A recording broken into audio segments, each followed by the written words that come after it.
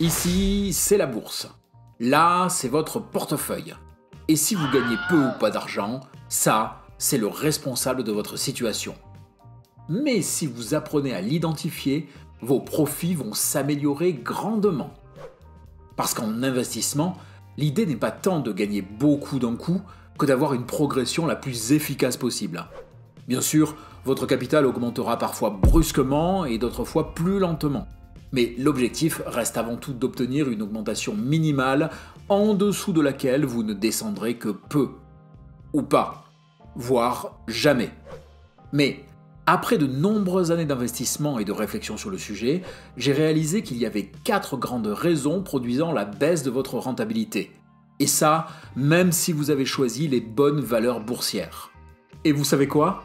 Ces raisons nous amènent au vrai grand responsable de l'échec de certains investisseurs. Alors, menons l'enquête pour découvrir qui il est.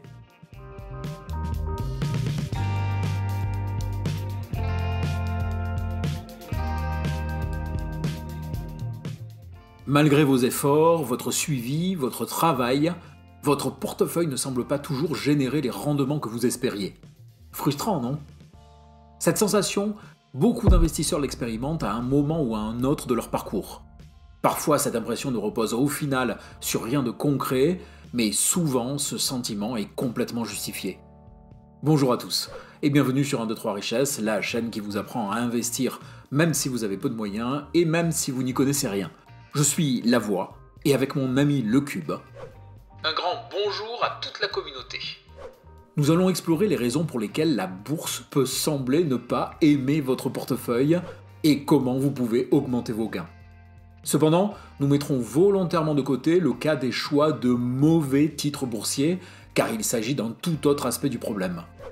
En plus, il est traité par la quasi-totalité des épisodes de cette chaîne, puisque nous vous y expliquons comment bien choisir vos actions. Ici, nous partirons du principe que vous avez un portefeuille tout ce qu'il y a de plus correct, mais qui pourtant ne remporte pas autant de succès qu'il devrait. Nous passerons en revue 4 des suspects les plus courants, avec bien entendu, pour chacun d'entre eux, des solutions à apporter, s'ils s'avèrent être coupables. Et en fin de vidéo, nous parlerons du seul grand responsable de cette situation, le grand ennemi qui limite la rentabilité de votre portefeuille. Mais avant de découvrir qui est notre sauron de l'investissement, commencez par vous abonner. Chaque semaine, vidéo après vidéo, vous apprendrez à investir étape par étape pour ainsi faire grossir vos rendements. Et si c'est fait, démarrons avec notre suspect le plus évident. Lorsqu'on veut améliorer ses performances en bourse, on pense avant tout au choix des valeurs que l'on fait entrer dans son portefeuille. Mais cette optimisation passe aussi par la réduction de l'impact des frais de bourse. Alors, des frais, il en existe de toutes sortes. Globalement, on peut les scinder en 2 ensembles. Les frais de gestion, droits d'entrée, frais de garde, etc., liés au support d'investissement, compte titre, assurance vie, fonds d'investissement, et les frais de transaction liés aux transactions d'achat ou de vente que vous allez effectuer. Et tous ces frais ont un impact énorme sur le rendement. Car oui, un insignifiant pourcentage par-ci, plus un tout aussi insignifiant pourcentage par-là, se transforme avec le temps en somme importante. Somme que vous n'investirez pas qui plus est. Un calcul réalisé par le site Monello montre que si vous investissez en bourse 5 000 € en une seule fois, sur une valeur ayant une performance de 8% par an, vous obtiendrez au bout de 25 ans 21 971 € avec des frais annuels de 1,90%. Mais plus de 31 000 € si vous les aviez limités à 0,41%. Ce qui nous amène à une première règle, plus votre capacité d'investissement est réduite et plus vous devez réduire vos frais de gestion. Mais les commissions de courtage ne sont pas en reste, bien au contraire. Ici, ceux qui investissent de petits montants ou des montants plus importants répartis sur un grand nombre d'actifs vont se trouver également fortement pénalisés. On estime qu'un investisseur un peu trop actif pourrait voir sa performance baisser de 5 à 20% par an. Oui, par an. Et pour un day trader, les frais de courtage pourraient représenter un manque à gagner de 50% sur les stratégies les plus actives. Ce qui nous amène à notre deuxième règle, plus la capacité d'investissement est faible, et plus vous devez réduire le nombre de transactions. Alors, bien évidemment, il est quasiment impossible d'arriver à un zéro frais. Mais en choisissant mieux votre courtier, vous pouvez réduire drastiquement vos frais et ainsi augmenter la rentabilité de votre portefeuille sans rien changer à votre stratégie. Et si vous ne voulez pas vous prendre la tête, vous pouvez faire comme nous et vous tourner vers Fortuneo pour votre PEA et De Giro pour votre compte titre. Il y a des liens de parrainage dans la description. Passons maintenant à un suspect un peu moins évident. Je sais que je vais encore déplaire aux adeptes du trading, mais les stratégies court terme sont moins performantes que les stratégies long terme. Sans entrer dans les détails, si sur le long terme les marchés montent globalement, sur le court terme, les variations de prix sont de l'ordre de l'aléatoire. En d'autres termes, la création de richesse des entreprises se fait sur le long terme, ce qui est normal, et non sur le court terme. De ce fait, si vous trouvez que votre portefeuille ne produit pas assez de rendement, c'est peut-être que vous ne lui laissez pas le temps d'en produire. Partez du principe qu'il vous faudra entre 2 et 3 ans pour créer un portefeuille correspondant à votre stratégie. Qu'il faudra à un titre entre 4 et 5 ans pour parvenir à sa maturité, et qu'on conseille en général de ne pas vendre avant 6 à 8 ans, hors situation exceptionnelle bien sûr. Si vous pensez obtenir des gains rapides, vous avez alors une vision de spéculateur. C'est-à-dire que vous cherchez à profiter d'anomalies de marché qui se produisent le plus souvent de façon totalement aléatoire. Si vous investissez depuis peu de temps, la faible performance de votre portefeuille est sans doute plus liée à de l'impatience qu'autre chose.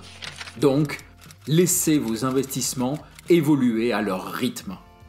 Et si cela fait plus longtemps que vous investissez, le problème vient alors peut-être des valeurs que vous choisissez.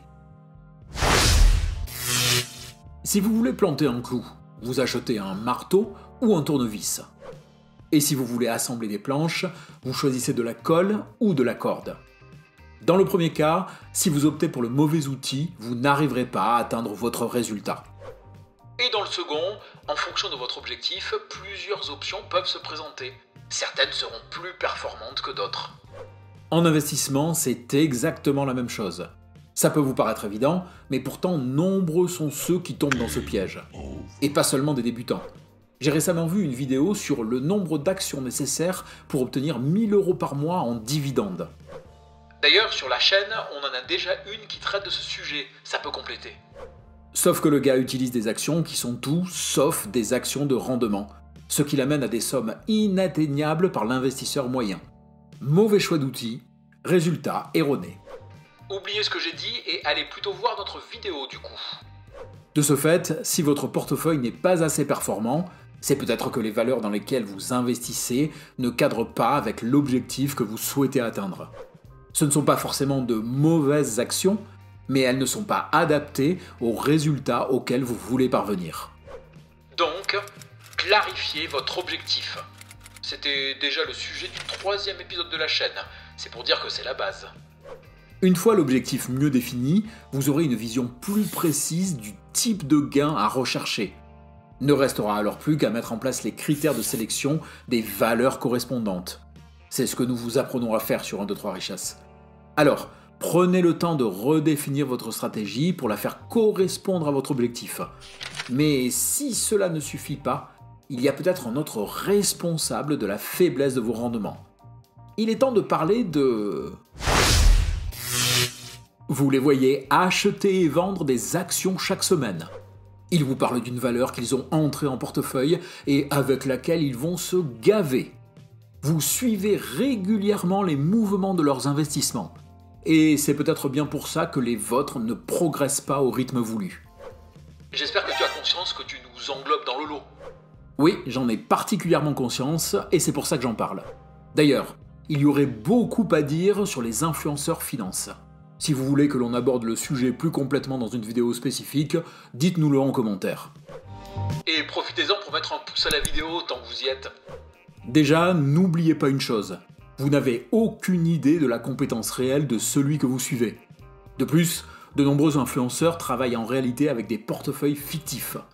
Mais même si ce n'est pas le cas, en les copiant, vous vous retrouverez face à 2 problèmes. D'abord, les écarts de timing entre le moment où votre modèle réalise ses transactions et le moment où vous les effectuez. Par exemple, pour notre série Un portefeuille presque parfait, il y a un délai pouvant atteindre 3 semaines entre notre transaction et le moment où vous la voyez à l'écran. Ben oui, écriture de l'épisode, enregistrement, montage, etc. Et il faut noter que c'est tout aussi valable si vous suivez les mouvements du portefeuille d'un financier réputé. Par exemple, si vous copiez Warren Buffett, vous serez désavantagé par son impact de marché. En gros, lorsque Warren Buffett achète ou vend des actions, il le fait dans des quantités si importantes que cela modifie le cours de bourse. Lorsque vous apprenez la nouvelle, c'est déjà trop tard. Vous n'achèterez ni ne vendrez au même prix que lui. Deuxième gros problème, la stratégie du financier ou de l'influenceur n'a peut-être pas les mêmes objectifs que vous. Si vous la copiez, vous vous retrouvez avec notre suspect numéro 3, l'utilisation des mauvais outils. Vos résultats ne correspondront pas à ce que vous souhaitez. Alors, posez-vous honnêtement cette question. Pourquoi suivez-vous un influenceur ou un investisseur ? Pour copier ce qu'il fait ou pour comprendre comment il le fait ? Et si c'est pour la première raison, alors il est peut-être temps de prendre un peu de recul et d'envisager ce qui vous est proposé comme des pistes possibles, pas des canons à suivre. Mais tout cela nous amène au vrai responsable de la faiblesse de vos rendements, celui qui s'est caché dans l'ombre durant toute cette vidéo, mais que vous avez peut-être commencé à entreapercevoir. Cela ne va sans doute pas vous plaire, mais il est possible, voire même fortement probable, que le véritable responsable de l'échec de votre portefeuille ou des faibles gains de celui-ci soit, attention ça va faire mal, tout simplement vous. Et là, on vient de perdre la moitié des abonnés. Vraiment, bravo la voix. Oui, je sais. Mais entendons-nous bien. Je ne cherche pas à vous stigmatiser, mais seulement à vous faire comprendre que si vous prenez vraiment vos finances et vos investissements en main, c'est là que vous verrez votre portefeuille faire un véritable bond en avant. Et ça, quelles que soient les sommes que vous avez dessus. Parce que, honnêtement, avez-vous vraiment pris le temps de choisir votre courtier pour trouver celui vous offrant le meilleur compromis entre service et tarif, ou vous êtes-vous simplement tourné vers la banque dans laquelle vous avez votre compte ? Laissez-vous vos investissements évoluer tout seul, ou êtes-vous prêt à vendre à la moindre petite hausse pour essayer de faire un coup ? Avez-vous choisi les valeurs de votre portefeuille en fonction de votre objectif et de la façon dont elles peuvent vous faire gagner de l'argent ? Analysez-vous vous-même les entreprises dans lesquelles vous comptez investir, ou vous fiez-vous tout bonnement à l'avis d'un influenceur que vous suivez ? Et même si vous avez peur de vous tromper dans votre analyse et que vous cherchez à vous rassurer en vous tournant vers quelqu'un qui vous semble compétent, ce qui est légitime, avez-vous croisé plusieurs avis, analyses ou autres avant de prendre votre décision ? Je suis quasiment certain que vous avez répondu non à l'une de ces questions. Dans ce cas-là, il est peut-être temps de rectifier le tir. Essayez d'affiner votre compréhension des mécanismes boursiers, précisez votre stratégie, clarifiez vos objectifs. Ça demande d'y consacrer du temps, des efforts et du travail, mais n'oubliez pas, la bourse peut sembler capricieuse.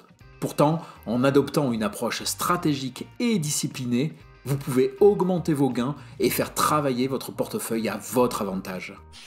Ah, et si vous avez répondu oui à ma série de questions et que votre portefeuille ne remplit toujours pas son office, c'est peut-être que vous êtes tombé dans l'un des 7 pièges du dividende. Auquel cas, cette vidéo vous sera alors fort utile. Merci de nous avoir suivis jusqu'au bout. Je vous invite à partager vos remarques et vos questions dans les commentaires. Et puis, tant qu'à faire, likez et partagez cette vidéo pour aider à sa diffusion. Bien sûr, si vous avez apprécié ce contenu, n'hésitez pas à vous abonner. C'est un soutien important pour la chaîne. Et comme s'abonner sans pouvoir regarder les vidéos n'est pas très utile, activez la cloche et les notifications pour être prévenu dès la parution d'un nouvel épisode. À partir de là, on peut se dire à bientôt dans une nouvelle vidéo. On dit ça ? Allez, on dit ça.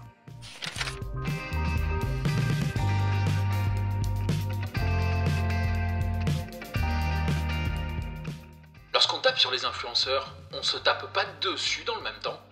Oui, c'est tout le paradoxe. Je vois pas la différence. Bah nous, on vit de nos investissements et on ne vend pas de formation. C'est ça la différence.